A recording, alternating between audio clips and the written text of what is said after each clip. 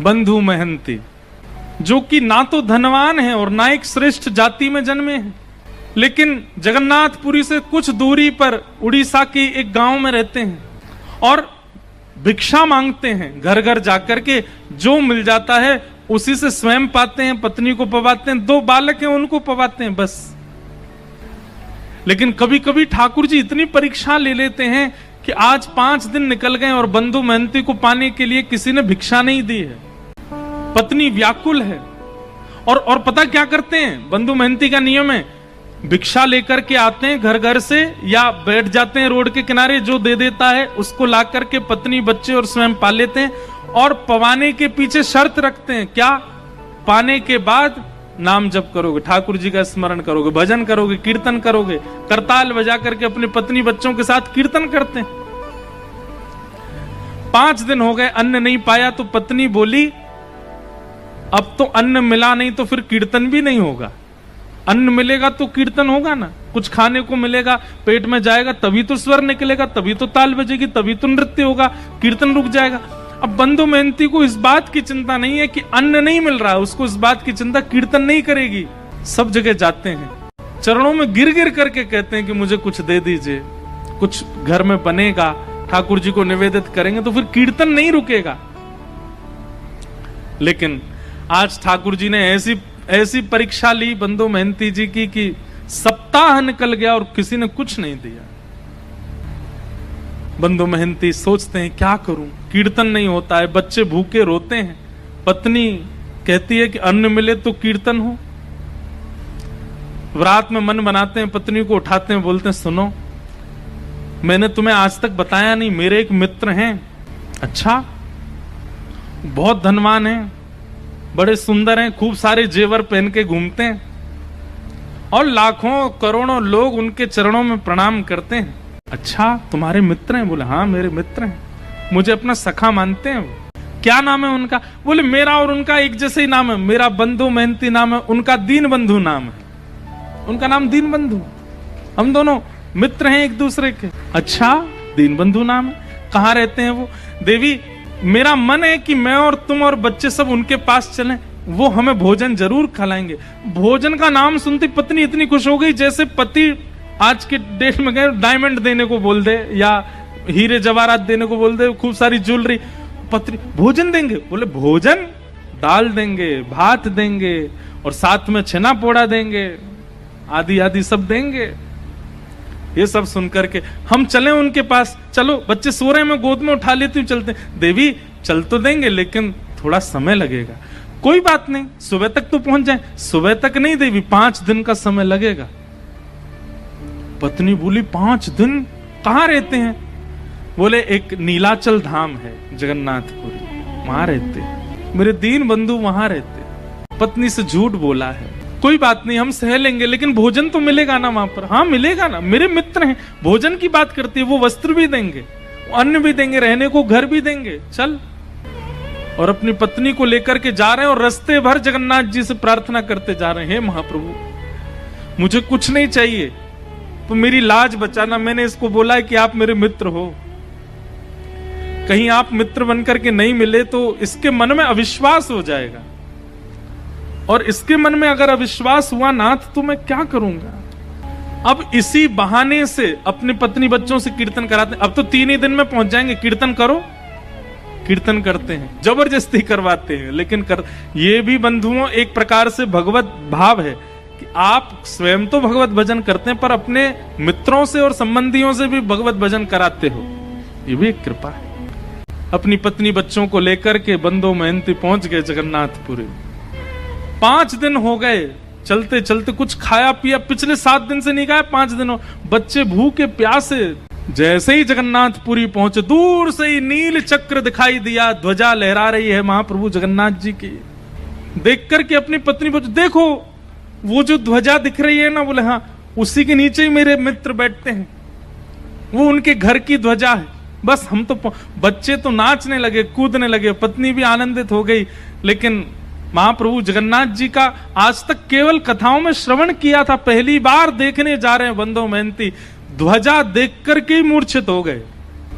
पत्नी ने बड़ी मुश्किल से होश में लाए अब तो ज्यों ज्यों मंदिर पास आ रहा है त्यों त्यों नृत्य कर रहे हैं, और बार बार नृत्य करते करते घबरा जाते हैं और घबरा कर कहते हैं महाप्रभु जी आप याद है ना, मैंने मित्र बताया है आपको, किसी और को नहीं दिखाना है, मुझे कोई प्रचार नहीं करवाना कि आप, मेरी पत्नी को बस दिख जाना कि आप मेरे मित्र हो, और दिखना भी नहीं, मैं उसको बोल दूंगा आप बहुत व्यस्त रहे तो बस भोजन प्रसाद पवा देना, इतना करवा देना, बस और कुछ नहीं चाहिए। महाप्रभु जी के मंदिर पहुंचे, जाने कितनी बार ठाकुर जी की स्मृति में बेहोश हो गए। जगन्नाथ जी के मंदिर में प्रवेश किया, महाप्रभु जी के सामने जैसे ही पहुंचे, महाप्रभु जी के जब विशाल नेत्रों का दर्शन और ये आजानुलंबित भुजाओं का दर्शन किया, बंदो मेहनती नाचने लगे, दौड़ने लगे भीतर की ओर, मानो जैसे महाप्रभु जी बुला रहे हो। देख मैंने कही थी ना मेरे मित्र हैं, मुझे देखती देख भुजा खड़ी कर ली इन्होंने, कह रहे आजा गले मिल ले। हाँ भुजा तो जाओ मिल लो, अभी नहीं ना, अभी वस्त्र नहीं धुले मेरे, अच्छे स्वस्थ वस्त्र पहनूंगा, ना धो के तैयार तब जाऊंगा भीतर। एक लाज तो बचा ली ठाकुर जी, अब दूसरी कुछ प्रसाद पवा देना।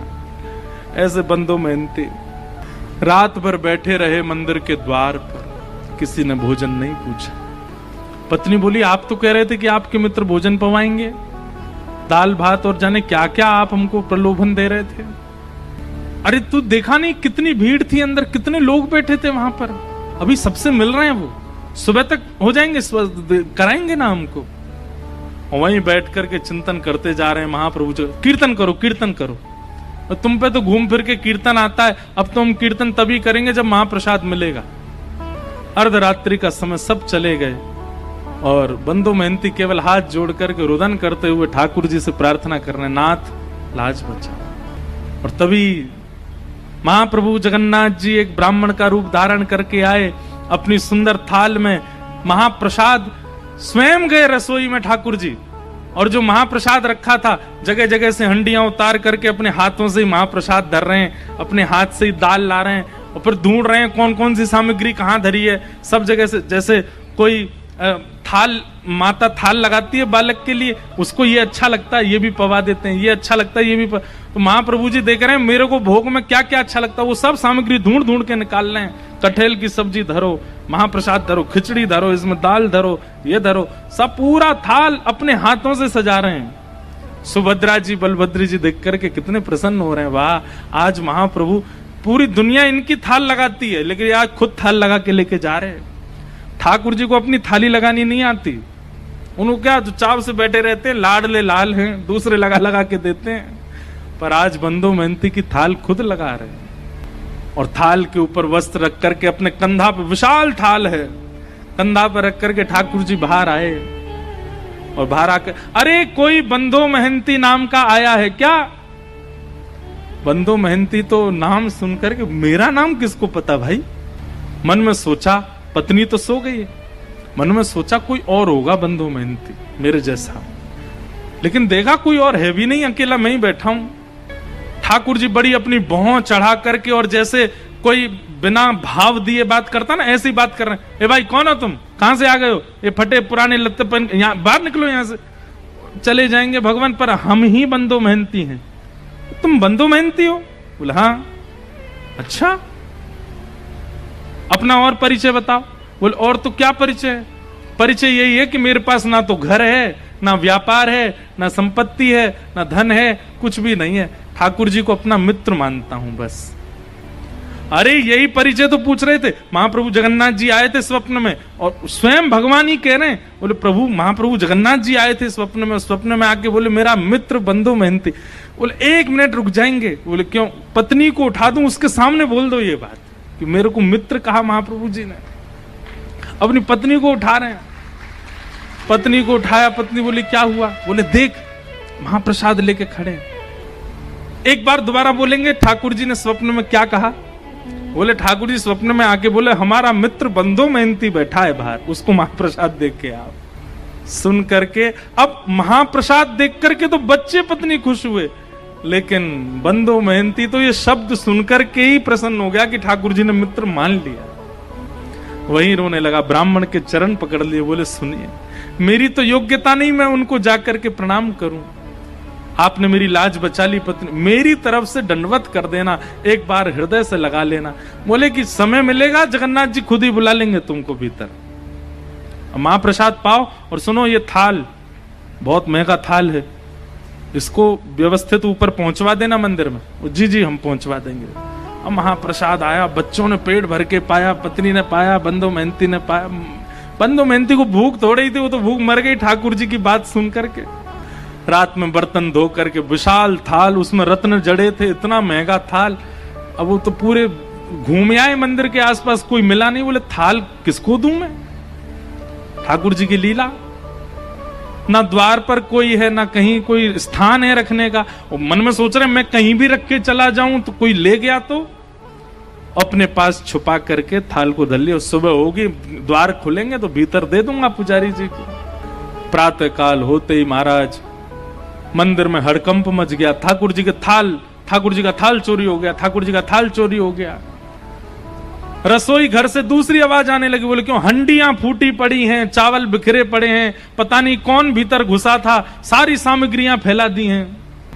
ठाकुर जी हैं, व्यवस्थित थोड़ी रहते हैं, यूं यूं उठा दिए होंगे सब सामान, गिर दी होंगी हंडी। हल्ला मचा, ढूंढने लगे। इतने में बंधु मेहंती के नेत्र खुले, ये अपनी थाल लेकर के मंदिर में ही पहुंच गए। और जैसे ही इनके हाथ में थाल देखी तो शरीर की अवस्था, वस्त्रों की अवस्था से लगता ही नहीं है कि इसके पास थाल, चोर ही मालूम पड़ रहा था। बिना पूछे बिना जाने ही मारपीट शुरू कर दी। और जैसी मारपीट होनी शुरू हुई, बंधु मेहंती तो वाह जगन्नाथ, जय हो जगन्नाथ, आहा जगन्नाथ, रात में तो छेना पोड़ा खिला रहे थे, रात में तो रसगुल्ला खिला, सुबह लात घुसा पड़वा रहे हो, वाह जगन्नाथ तेरी लीला बड़ी अद्भुत है।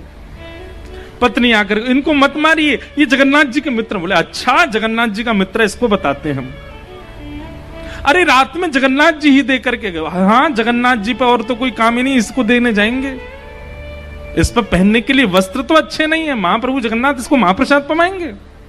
इतना मारा कि बंधु मेहंती बेहोश तो नहीं हुए पर ठाकुर जी के ध्यान में चले गए। बोले नाथ आपकी लीला।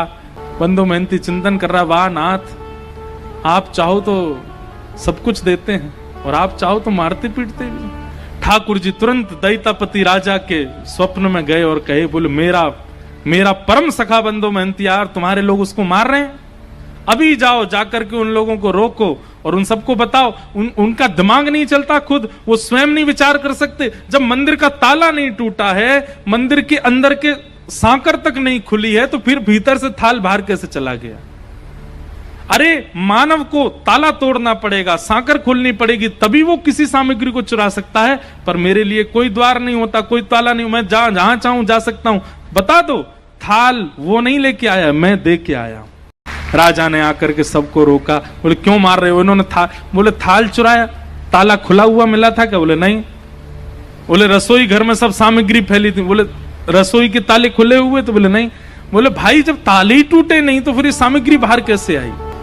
विचार किया तुमने? स्वयं जगन्नाथ जी देख करके गए, जगन्नाथ जी की आज्ञा बता करके क्षमा मांगी और महाप्रभु जगन्नाथ जी ने आज्ञा कर दी। बोले आज से हमारे मंदिर में सब जो भी कुछ धन राशि आती है, जो भी वो सब सेवा बंधु मेहंती को प्रदान करो, इनको हमारे मंदिर की सेवा दे दो।